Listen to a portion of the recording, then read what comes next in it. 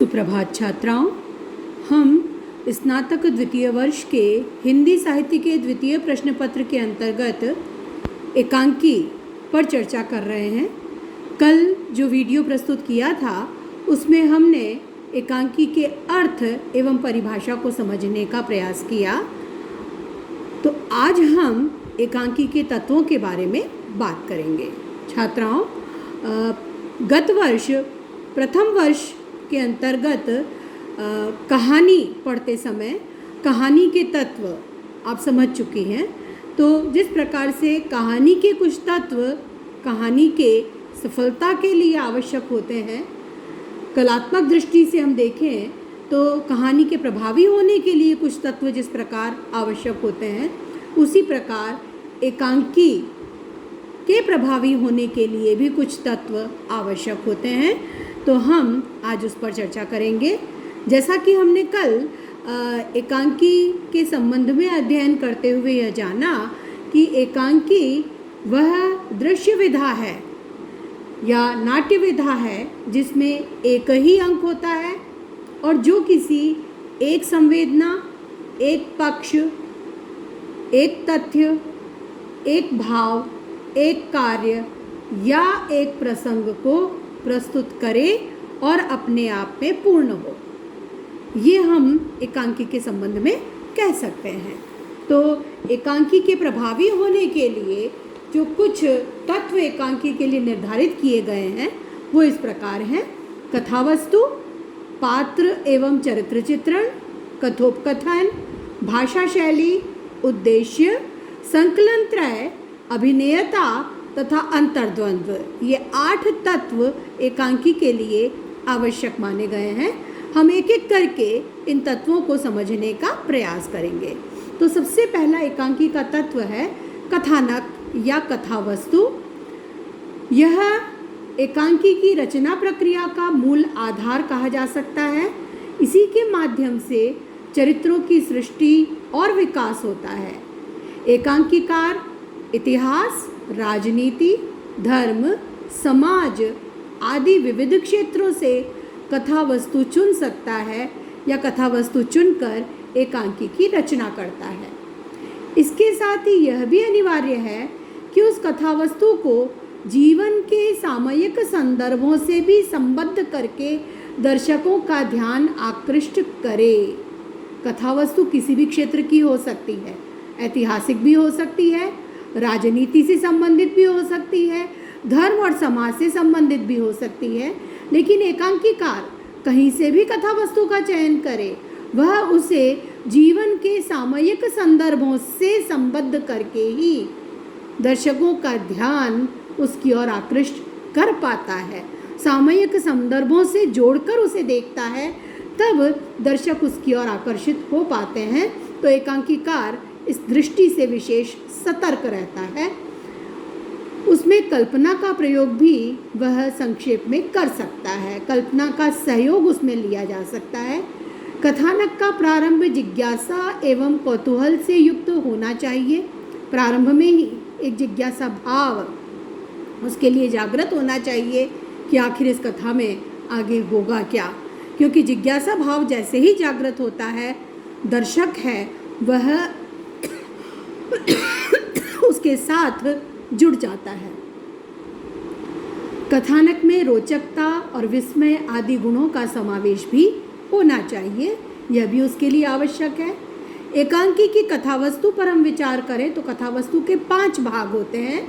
पहला प्रारंभ, दूसरा नाटकीयता, तीसरा द्वंद्व और चौथा चरम सीमा और 5वां परिणति।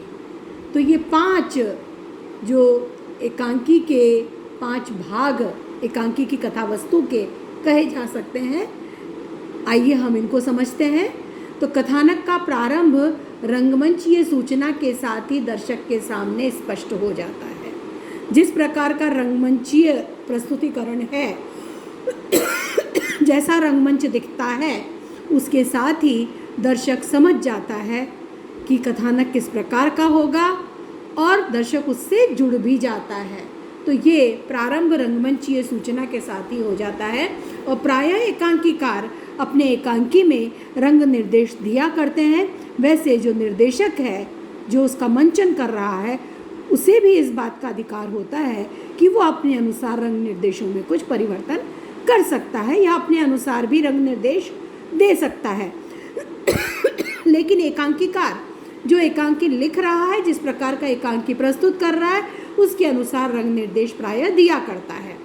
अब मैं आपको बताती हूँ कि जैसे मान लीजिए कोई ऐतिहासिक एकांकी है, तो जैसे ही हम रंगमंच पर देखते हैं तो ऐतिहासिक वातावरण से संबंधित रंगमंचीय व्यवस्था जब हम देखते हैं तो दर्शक समझ जाता है या हम समझ जाते हैं कि यह ऐतिहासिक एकांकी है या ऐतिहासिक कथानक को लेकर के लिखा गया है। अब आप देखिए, आपके पाठ्यक्रम में रामकुमार वर्मा का उत्सर्ग नामक एकांकी संकलित है।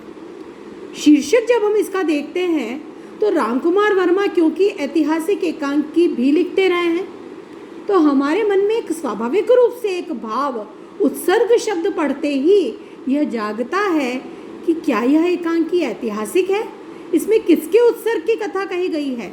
लेकिन जैसे ही हम रंगमंचीय संकेतों को देखते हैं, हमारे सम्मुख स्पष्ट हो जाता है कि यह एकांकी ऐतिहासिक नहीं है, बल्कि यह समसामयिक जीवन के घटनाक्रम को लेकर ही लिखा गया है। यह एक सामाजिक एकांकी है और भावों के उतार चढ़ाव को दिखाने वाला है।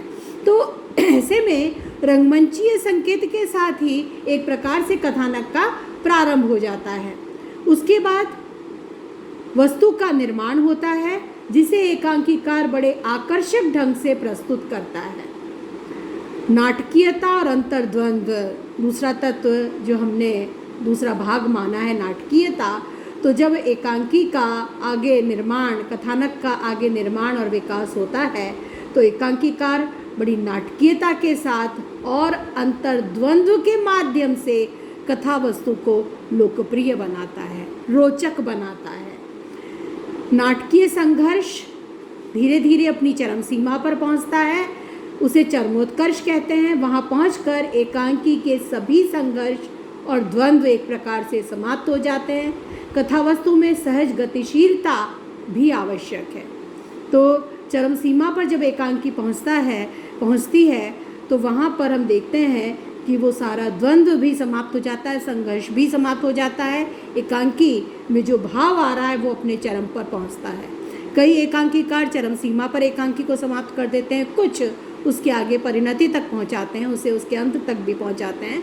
तो परिणति जहाँ पर सारी समस्याएं पूरी तरह समाप्त हो जाती हैं, उसका कोई ना कोई हल निकल आता है, वहाँ उस कथानक की परिणति होती है।